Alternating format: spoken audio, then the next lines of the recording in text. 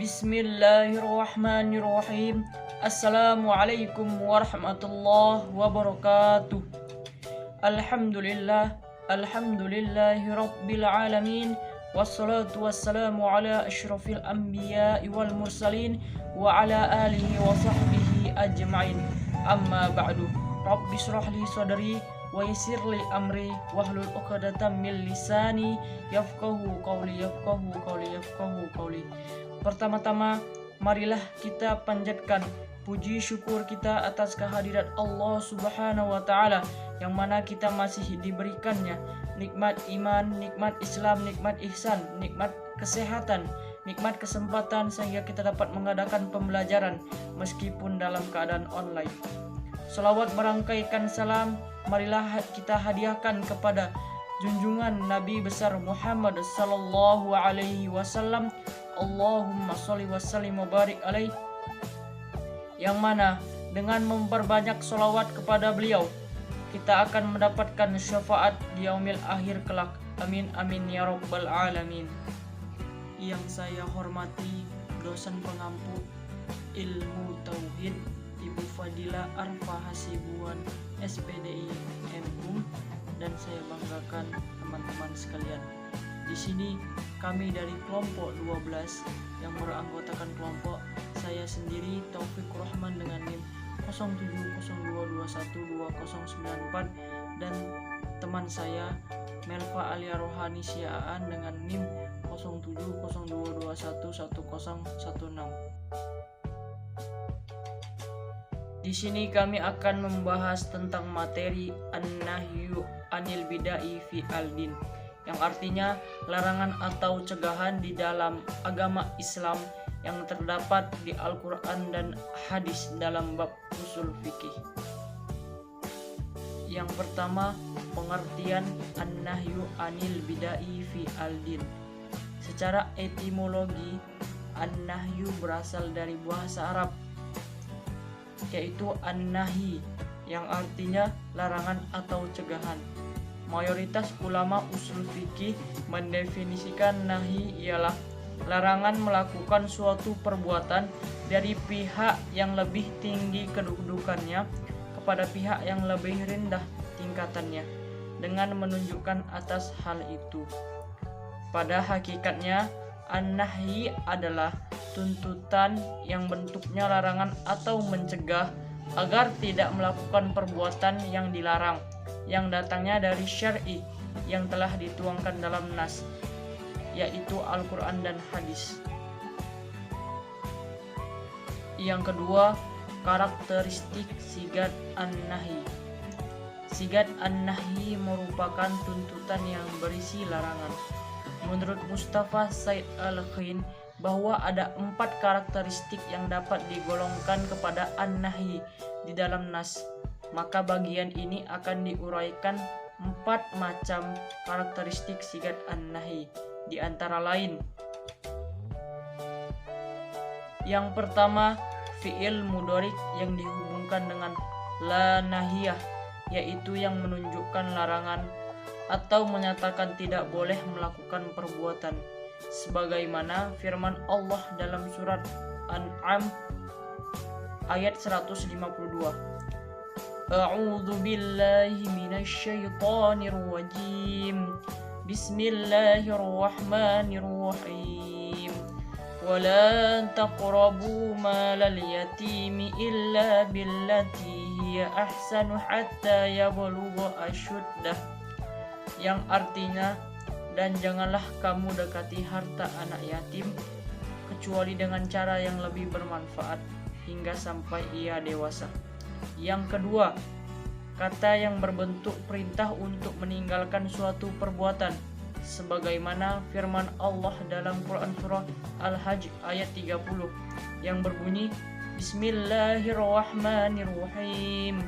Fajtanibur rajasa minal awthani wajtanibu qaulaz zur, yang artinya, maka jauhilah olehmu berhala-berhala yang najis itu, dan jauhilah perkataan-perkataan dusta. Yang ketiga, menggunakan kata nahi itu sendiri dalam kalimat, sebagaimana firman Allah Subhanahu wa taala, Bismillahirrahmanirrahim. Innallaha ya'muru bil 'adli wal ihsani wa ita'i dzil qurba wa yanha 'anil fahsya'i wal munkari wal baghi ya'idukum la'allakum tadhakkarun, yang artinya sesungguhnya Allah menyuruh kamu berlaku adil dan berbuat kebajikan, memberi kepada kaum kerabat, dan Allah melarang dari perbuatan keji, kemungkaran, dan permusuhan. Dia memberi pengajaran kepadamu agar kamu dapat mengambil pelajaran. Quran Surah An-Nahl ayat 90. Yang keempat, jumlah khobariyah, yaitu kalimat berita yang digunakan untuk menunjukkan larangan dengan cara pengharaman sesuatu atau menyatakan tidak halalnya sesuatu. Dengan firman Allah, Bismillahirrahmanirrahim. Ya ayyuhalladzina amanu la yuhillu lakum an tarithun nisaa karha, yang artinya, hai orang-orang yang beriman, tidak halal bagi kamu mempusakai wanita dengan jalan paksa. Quran Surah An-Nisa ayat 19. Dari keempat macam bentuk sigat an-nahi di atas yang dapat digolongkan kepada larangan, akan tetapi menurut Mustafa Said Al-Khain bahwa sigat al-nahi yang sebenarnya adalah fi'il mudhari yang dimasuki atau yang dihubungkan dengan la nahiyah. Macam-macam makna an-nahi. Nahi pada dasarnya ialah untuk menunjukkan haram, tetapi dalam pemakaian bahasa Arab, kadang-kadang bentuk nahi digunakan beberapa arti atau maksud yang bukan asli, yang maksudnya dapat diketahui dari susunan perkataan itu, yang antara lain, pertama, untuk menunjukkan makruh, yang artinya, janganlah mengerjakan sholat di tempat peristirahatan unta. Hadis riwayat Ahmad dan Tirmizi. Larangan dalam hadis tersebut di atas untuk menunjukkan makruh karena kurang bersih walaupun suci. Yang kedua, untuk doa. Artinya, ya Tuhan, kami janganlah Engkau hukum kami jika kami lupa atau kami bersalah. Quran Surah Al-Baqarah ayat 386. Perkataan janganlah Engkau hukum kami bukan menunjukkan larangan, sebab manusia tidak berhak melarang Tuhan karena manusia di bawah kekuasaannya, tetapi perkataan itu menunjukkan permohonan sebagai doa kepada Allah Subhanahu wa taala. Yang ketiga, untuk memberikan pembelajaran. Artinya, janganlah kamu menanyakan kepada nabimu hal-hal yang jika diterangkan kepadamu niscaya menyusahkan kamu. Quran Surah Al-Maidah ayat 101. Larangan ini sebagai pembelajaran agar kita jangan selalu menanyakan sesuatu yang akan merugikan diri kita sendiri, terutama hal-hal yang menyangkut berhubungan antara manusia. Yang keempat, untuk memutusasakan, yang artinya janganlah engkau membela diri pada hari ini atau hari kiamat. Quran Surah At-Tahrim ayat 7. Untuk memutusasakan mereka bahwa pada hari kiamat tidak ada gunanya lagi mengadakan pembelaan, tidak dapat diharapkan memperoleh ampunan, karena pada hari kiamat itu pintu taubat sudah ditutup. Yang kelima, untuk ancaman, ucapan majikan kepada pelayan, yang artinya tak usah engkau turuti perintah ini. Yang dimaksud dengan bukan melarang, tetapi menggertak kepadanya agar ia takut. Yang keenam, untuk menghibur, yang artinya janganlah engkau berduka, karena sesungguhnya Allah bersama kita. Quran Surah At-Taubah ayat 40. Sewaktu Nabi Muhammad SAW bersama sahabat beliau Abu Bakar bersembunyi di Gua Sur, datang kaum kafir Quraisy hingga Abu Bakar takut. Kemudian Nabi SAW menghiburnya. Kaidah-kaidah an-nahi. 1. nahi menunjukkan kepada haram. Asal pada larangan tersebut. Menurut jumhur ulama, berdasarkan kaidah ini, apabila tidak ada dalil yang memalingkan nahi, maka tetaplah ia menunjukkan hukum haram.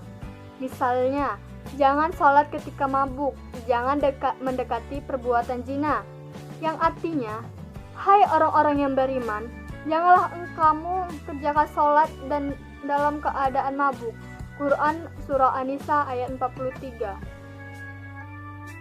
Yang kedua, nahi menunjukkan larangan sesuatu, suruhan bagi lawannya.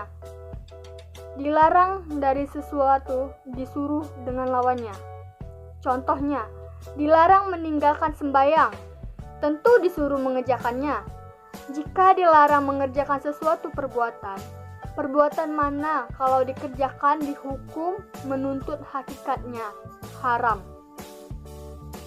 Mesti disuruh menghentikannya, seperti dilarang meninggalkan sembahyang, tentu disuruh mengerjakannya. Yang ketiga, nahi menunjukkan larangan yang mutlak. Larangan yang mutlak menghendaki perbekalan dalam sepanjang masa. Dalam suatu larangan yang berbentuk mutlak, baik membawa kebinasaan maupun menjauhinya, baru mencapai hasil yang sempurna apabila dijauhi yang membinasakan itu selama-lamanya. Seperti perkataan seorang bapak kepada anaknya, "Jangan kamu dekati singa."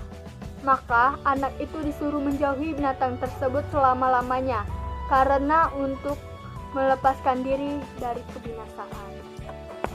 4. Nahi menunjukkan larangan dalam ibadah. Larangan menunjukkan kebinasaan yang dilarang dalam beribadah.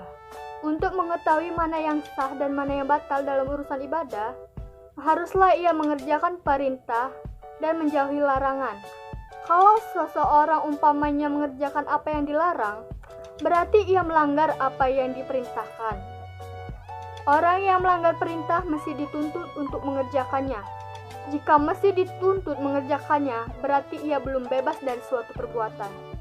Oleh sebab itu, harus mengulangi ibadahnya. Misalnya, wanita yang sedang haid dilarang mengerjakan sholat dan puasa. Berarti ia dituntut untuk mengerjakan apabila telah suci. 5. Nahi menunjukkan larangan dalam muamalah. Larangan yang menunjukkan rusaknya perbuatan yang dilarang dalam berakad. Apabila larangan itu kembali pada akad itu sendiri bukan kepada orang lain, sepertinya dilarang menjual anak hewan, ia mesti di dalam kandungan ibunya. Berarti akad jual beli tidak sah atau batal, karena yang diperjualbelikan itu belum jelas dan belum memenuhi rukun jual beli.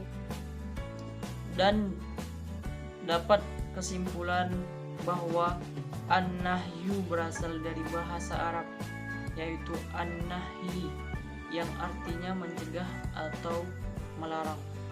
Pada hakikatnya, an-nahi adalah tuntutan yang bentuknya larangan atau mencegah agar tidak melakukan perbuatan yang dilarang, yang datangnya dari syar'i yang telah dituangkan dalam nas, yaitu Al-Quran dan hadis. Sangat banyak ayat-ayat Al-Quran dan hadis yang menunjukkan suatu larangan di dalam kehidupan ini, yang bertujuan agar kita dapat menjauhi larangan tersebut dan kita dapat membedakan yang mana hak dan mana yang batil. Sekian dan terima kasih. Apabila ada kesalahan dalam penyampaian materi, saya bermohon maaf, dan kepada Allah saya bermohon ampun. Billahi taufiq wal hidayah. Wassalamualaikum warahmatullahi wabarakatuh.